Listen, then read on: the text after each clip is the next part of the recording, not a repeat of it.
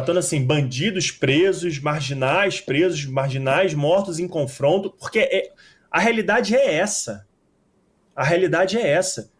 E obviamente, esse grupo precisa manter a sua base, né? E a sua base está ali, muita base dessas pessoas. Dentro da comunidade tem muita gente que não quer o crime organizado ali, que quer levar uma vida digna, que quer uma escola bacana para o seu filho, que não quer que suspenda a aula, etc. São pessoas, em geral, de direita, muito alinhados com a religião protestante, que não querem. Mas tem muita base de voto da esquerda ali, especialmente PSOL e PT. Muita base. Então, obviamente, o PSOL e o PT precisam sinalizar para a base deles. Só que isso, quando o PT e o PSOL sinalizam para a base, eles dizendo que é um absurdo, ele enfraquece o agente de segurança, o policial, que está ali, e alguns morreram. Um policial que também tem família, que também é um trabalhador, que não quer morrer, que está ali a serviço do Estado. Lembra bem o que o Busnello falou naquele MBL News que a gente falou, né, o Coronel Busnello, né? Que o policial, ele perde a saúde, ele perde a vida, ele perde a liberdade. Então, quando o PSOL e o PT fazem esse posicionamento, é extremamente perigoso. Do Oruan, que é alinhado ao Comando Vermelho, a gente pode esperar qualquer coisa, né? E aí, olha o perigo de ter o Oruan deputado, 01. Olha o perigo dele ter uma posição na Assembleia Legislativa do Estado do Rio de Janeiro e falar sobre isso na posição de deputado. Porque enquanto ele fala como rapper, é um absurdo, é a implantação da narcocultura, o favorecimento da narcocultura, mas é ele como artista falando. Mas e ele como deputado falando isso? Sim. Um deputado que representa as forças de segurança do Rio de Janeiro. Ah, não representa. Se ele é deputado do Estado do Rio de Janeiro, ele naturalmente está conectado às forças de segurança do Rio de Janeiro. Sim. E aí, não me surpreende, mas me deixa assim... A raiva até já passou, tá? Porque foram tantos anos escutando esse discurso, mas me deixa profundamente entristecido você ter políticos se aproveitando de uma situação de guerra do Rio de Janeiro para culpar a polícia. Sim, é um clássico. É o clássico. Agora, é o clássico. Assim, eu não quero ser otimista aqui, mas isso não tá ecoando mais. Thinking about a new career, but unsure where to start? Skip the guesswork with Career Accelerators by Udemy. Isso não tá ecoando mais. Eu tô muito curioso pra ver a resposta do governo federal pra isso. O governo federal tava num clima de otimismo, porque estavam ali, fechamos com o Trump, tamo amigo do Trump, né? O Lula tá favorito nas pesquisas. Vem uma coisa dessas e assim, falar não pro governador do Rio de Janeiro e negar a necessidade da operação pra comprar o discurso direito humanista é uma crise contratada. Eles estão com um problemaço, porque a base deles é contra isso. A base deles nitidamente é contra isso. Então eles estão, né? Eu estou curioso pra ver, porque eles estão com uma batata, assim, não é nem quente, é uma batata nuclear no colo. Né? Ô, 01. Perdão, conclua, desculpa. Não, passa a bola. A gente está tratando de um Estado que ele não é economicamente, né, a locomotiva do país, né, obviamente, já foi em algum momento, não é mais, mas ainda posso falar, é muito rico ainda. Royalty, é muito petróleo, rico. tem uma economia de serviços gigante.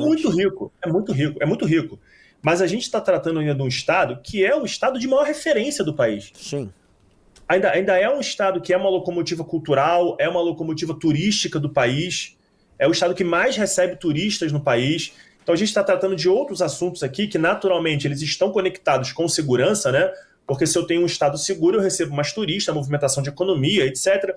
Então a gente está tratando de um Estado que tem uma importância para o país gigantesca, além de ser o terceiro maior colégio eleitoral do país, né? São Paulo, Minas Gerais e Rio de Janeiro. E aí eu tenho um presidente da República que a decisão dele agora é o seguinte: ou eu vou lá e eu vou jogar duro contra o crime organizado, apoiando o governador do Rio de Janeiro, colocando as forças armadas à disposição do Rio de Janeiro, e obviamente dentro daquilo que a Secretaria de Segurança Pública do Rio de Janeiro tem como planejamento. As Forças Armadas são apoio, não são elas que tomam a decisão, elas são apoio das Forças de Segurança do Rio de Janeiro. Ou eu vou me isentar disso e confirmar a fala que ele teve agora há pouco, que o traficante é vítima do usuário. Então, é uma decisão agora que é o seguinte: ou eu vou me confirmar dentro desta fala que eu apoio narcoterroristas e trato ele como vítima, ou eu não. Eu vou me posicionar como chefe de Estado e vou apoiar um Estado que está em guerra contra um invasor estrangeiro. Qual é a decisão que ele vai tomar? E essa decisão vai ser a decisão que vai pautar certamente o debate para 26. Sim, eu tô completamente na tua análise. E uma pergunta. Se de maneira, novamente, uma pergunta hipotética, mas não vou falar aqui como fazer, não dá pra entrar em detalhes, esse tipo de coisa nem se entra em detalhe, mas do ponto de vista de infra, se as Forças Armadas provêm a segurança das ruas, as forças policiais do Rio de Janeiro, com o apoio, por exemplo, o presidente da República pode fazer isso, chama forças auxiliares, chama aqui de São Paulo Garra, chama alguém de Minas, reforça aí a operação, e a polícia do Rio de Janeiro toca a operação. Há contingente, há equipamento para fazer essas tomadas? Para fazer essa destruição, essa tomada territorial? Porque hoje invadiram uma área fortemente armada do Comando Vermelho, só a polícia do Rio. Então, só uma pequeníssima fração da polícia do Rio de Janeiro, né? Diga-se de passagem, 2.000 homens foram capazes de entrar lá e expulsar, porque tem imagens, aí não estou falando isso aqui da boca para fora, tem imagens dos traficantes fugindo, várias imagens de narcoterroristas se entregando à polícia. Então agora você imagina se a gente tem uma força de ocupação depois disso. Então a polícia chegou, tomou, prendeu, reocupou, eu tenho uma força que vai manter a ocupação desse território e eu desloco esses outros policiais para ocupar um outro território. Obviamente de maneira planejada, porque o que aconteceu com as UPPs foi que houve um deslocamento massivo de marginais de pontos que eram dominados pelo Estado, reconquistados pelo Estado, para outros locais que não tinham histórico dessa presença criminosa, e porque a UPP acabou sendo uma ferramenta eleitoreira. Então o vereador do município ali, o deputado que é daquele município, queria uma UPP, o deputado que é da Tijuca, por exemplo, queria uma UPP ali, e aí faz a UPP, e aí esse bandido se desloca, não havia um planejamento para contenção do deslocamento desse marginal, mas se há um planejamento, se há essa operação de hoje, segundo informações que eu recebi, ela foi planejada durante quase um ano. Isso é trabalho de inteligência. Não tem problema o tempo que você vai demorar para planejar uma ação, contanto que essa ação seja efetiva, colhe o resultado efetivo, que é, obviamente, o cumprimento dos mandados de prisão, a apreensão de armas de guerra e o menor número possível de óbitos dentro das forças de segurança e daqueles que são os efeitos colaterais, que são dos civis, né?